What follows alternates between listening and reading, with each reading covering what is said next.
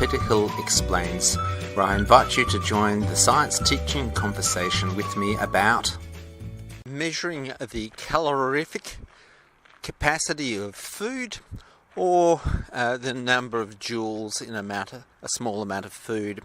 And this is a school experiment which I'll go through.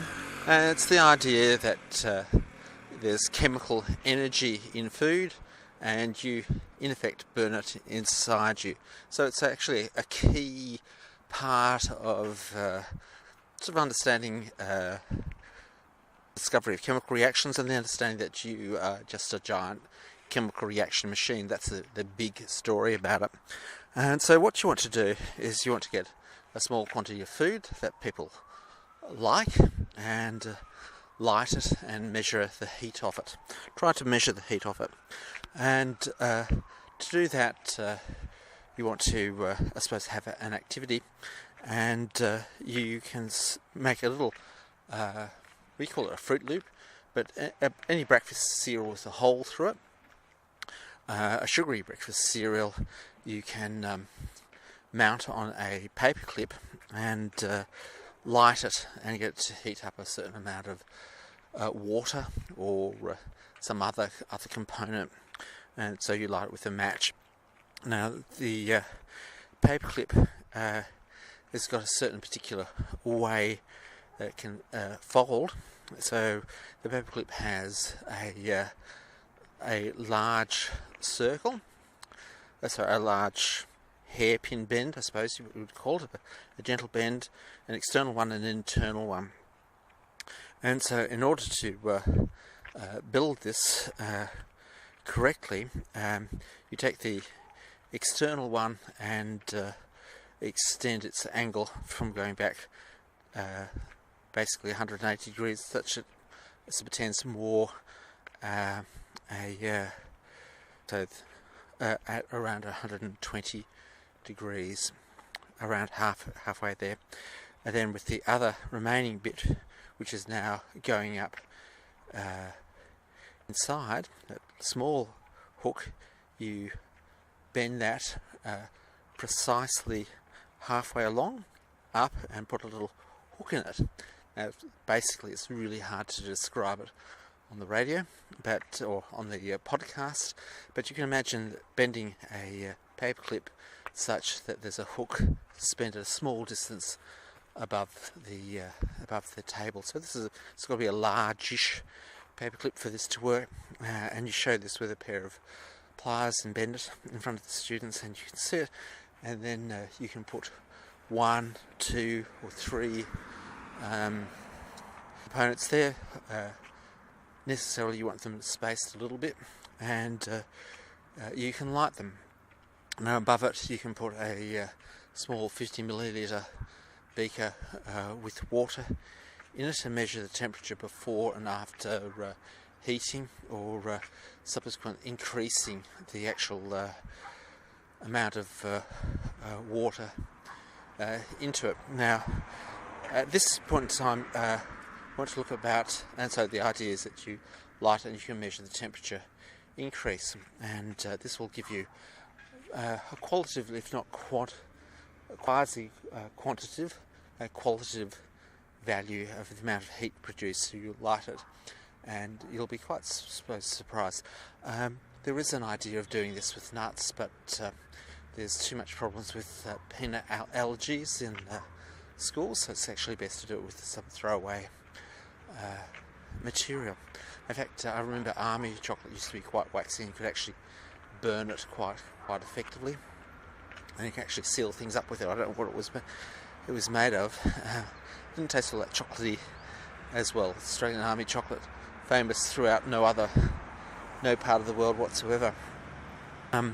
So you can measure that and apply MCAT,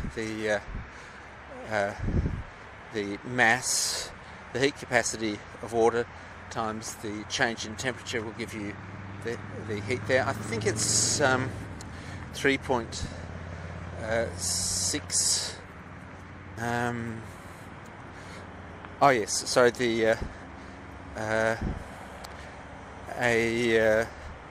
I think it's 2.6 joules of energy to raise 1 cubic centimetre of water at 1 degree C, or 1 gram of water at 1 degree C, and I think it's 1 calorie. That's the difference between it. You'll have to possibly look that up.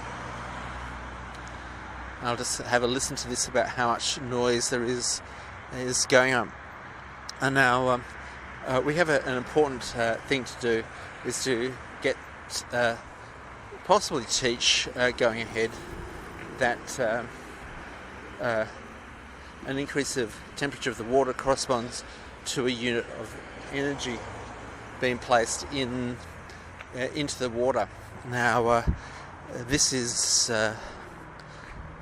done by the following technique. You get a small nut and hold it on a paper clip, a metal paper clip. Can't be a copper paper clip, but a metal paper clip. The idea is that a metal paper clip doesn't, because metal, the iron that's used in a paper clip is not necessarily a good conductor. Use it to hold a small piece of metal. So the entire idea is to do this all scale down. So if you have a litre of water, your Fruit Lip or Cheerio, I've forgotten what you call, I can remember Canada, Honey Crunches, Honey Clusters of Oats all jumping up and down in the bowl. I can sort of remember that as a, or you can't have Crunchy Nut. I do know these things were advertised in the US and overseas. But the idea here is that you keep things really small, miniaturized, because you've only got a miniature amount of food to heat up here. We'll go into a slightly more effective calorie thing, and it's a great thing to actually start comparing across. So one of the things you can do is, is you get a small nut and you hold it in a flame, a Bunsen burner flame, till it glows white or red hot, and then dunk it into the water, take it out again. Each time you do that, you can see that you put a unit of heat into the water. Now some of the water is going to evaporate, so the mass of the water is going to drop down, but in general there's so much heat put in here. Now what happens is that the heat goes from, generally if it's glowing hot, it's going from 300, 400 degrees down to 25, 400 down to 26. So it's pretty much, even though the temperature of the water is increasing, the small volume of thing that you do. So you put in once, measure the temperature, put in a second, measure the temperature. So you can see that the temperature increases per unit energy put in. So you can compare the number of times that happens with your piece of thing underneath. Again, your very small 50mm, they're thimble size supports, and again there's a way you can do with wires. You can just wind up a beaker support for this. It's actually quite an interesting thing to do. So you get a fairly nice wire. You actually have a mandrel, put it across, and you can actually make a little tiny beaker supporter for this. It's all sort of miniature, sub-miniature. The kids love it, particularly going ahead here.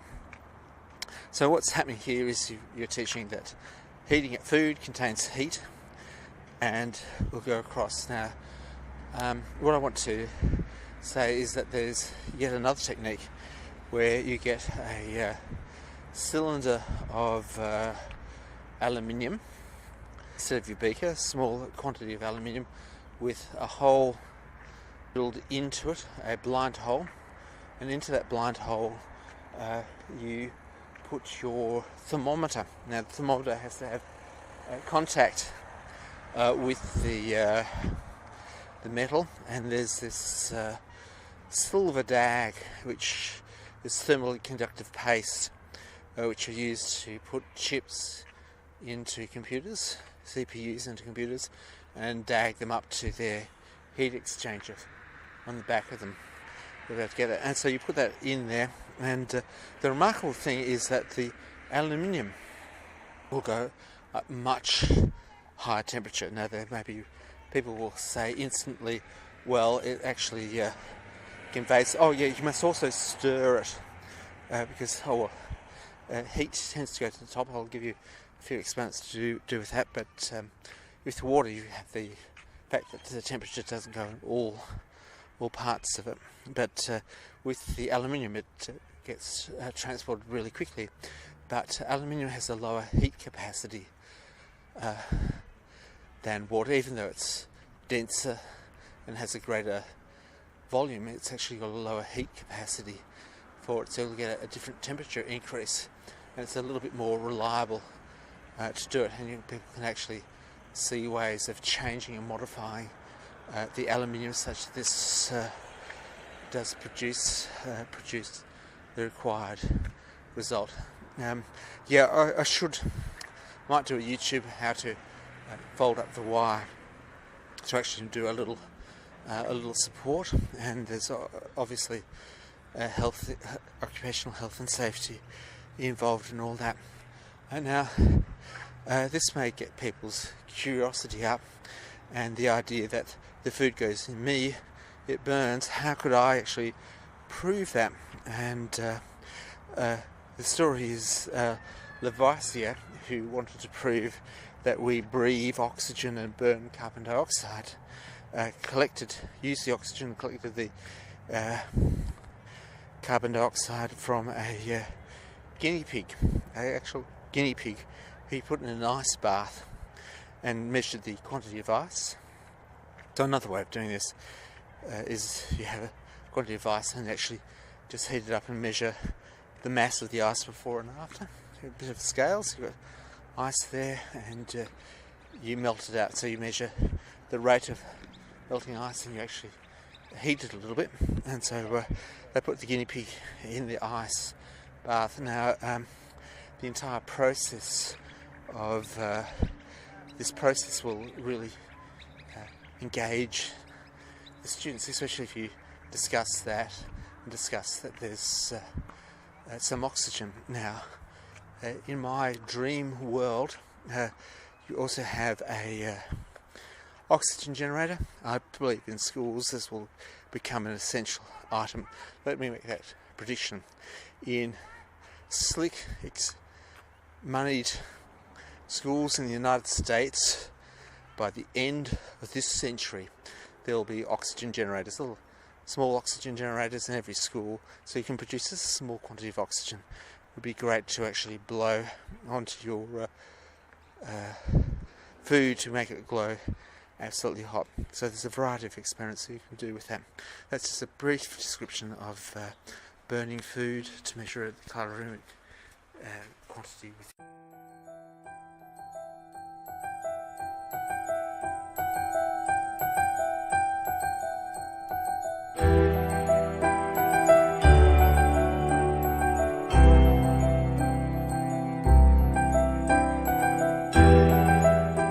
Another podcast, another story comes to a close. It's been a pleasure sharing this moment in time with you. May you discover truly amazing things, understand them, and tell others. Thanks for listening.